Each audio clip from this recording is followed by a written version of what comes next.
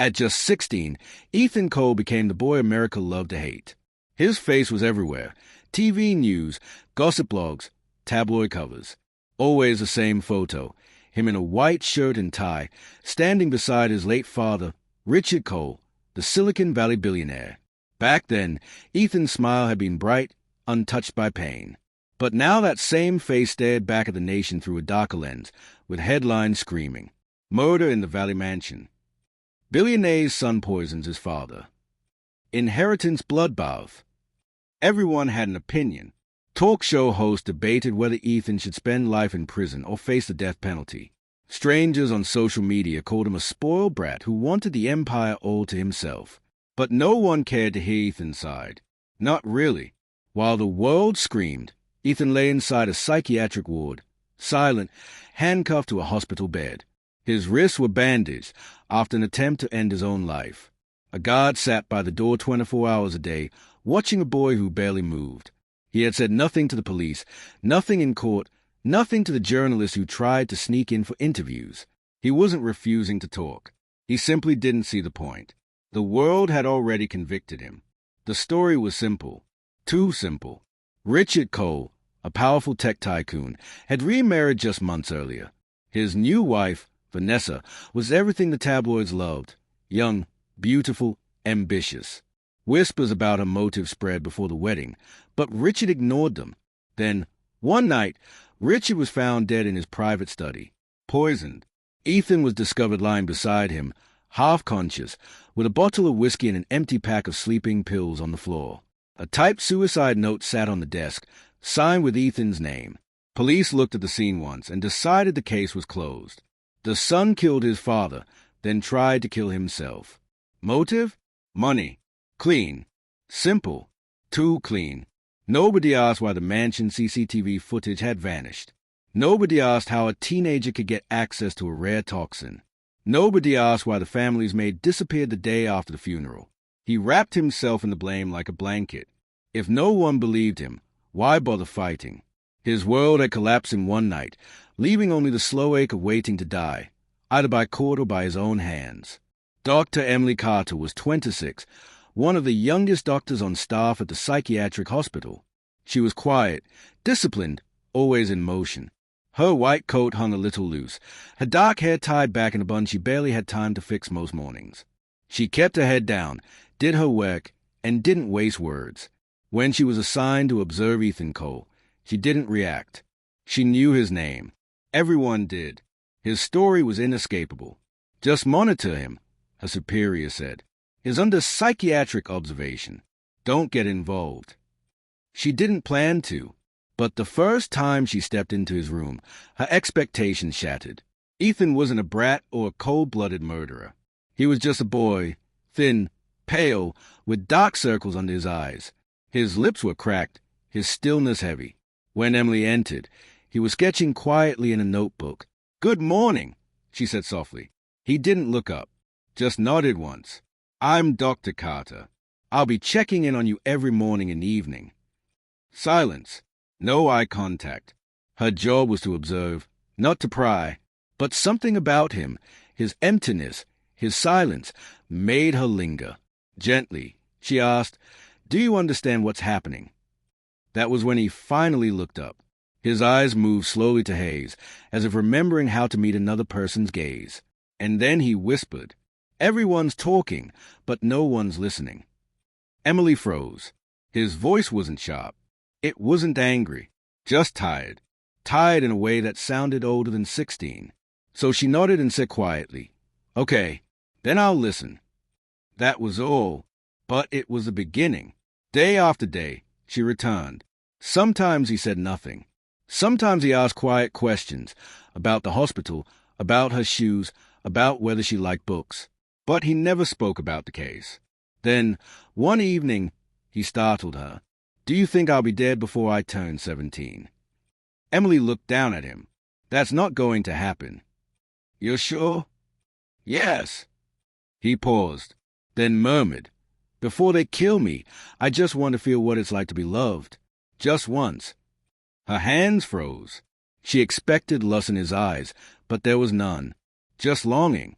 A boy who didn't think he'd live long enough to be loved, to be touched gently by someone who didn't want anything from him. "That's not how your story ends," she said firmly.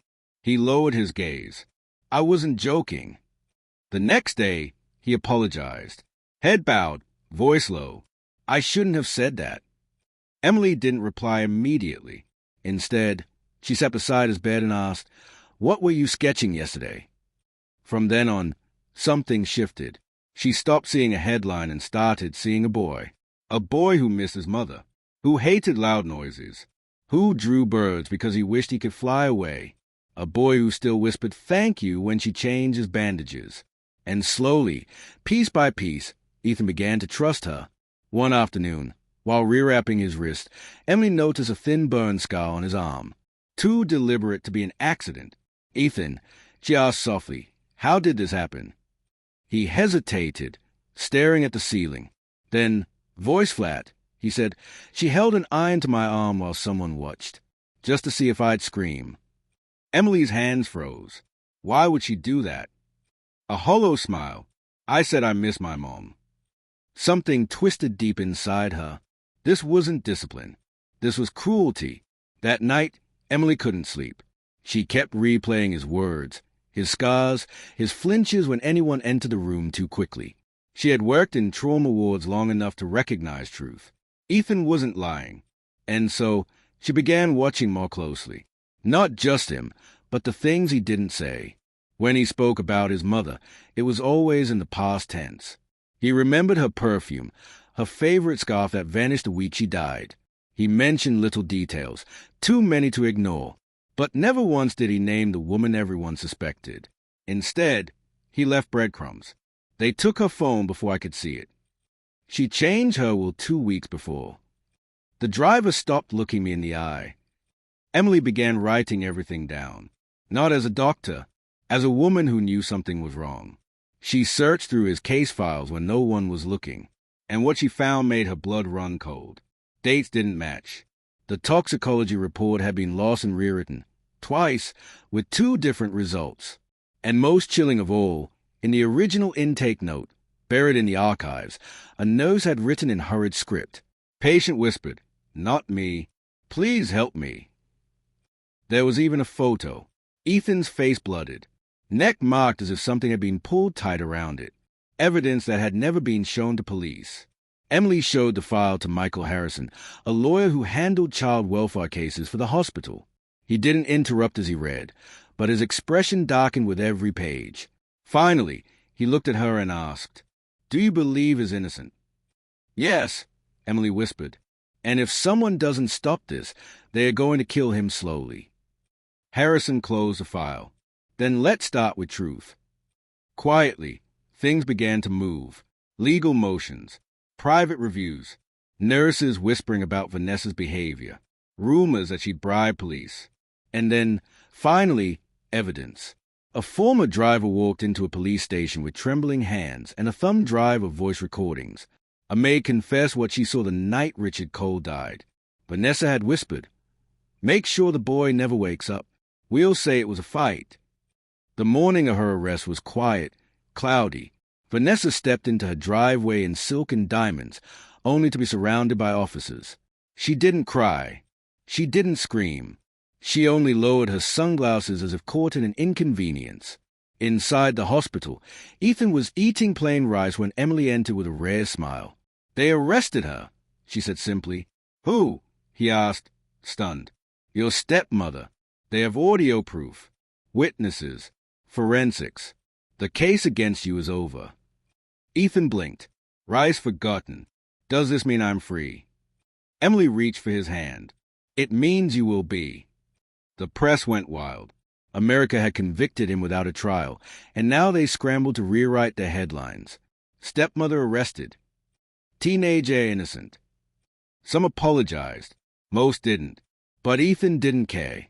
The judge dismissed the charges. She looked directly at him and said, "May your second life bring peace, Ethan Cole." Weeks later, as he left the hospital, Ethan was no longer the boy the world called a killer. He was a survivor, and with Emily and Harrison by his side, he built something new, The Second Life Foundation, dedicated to helping wrongly accused children, the silenced, the forgotten. Ethan stood tall beside her, no longer broken, no longer silent. A boy who had been condemned to die, but who found life again, not because the world changed its mind, but because one person chose to listen.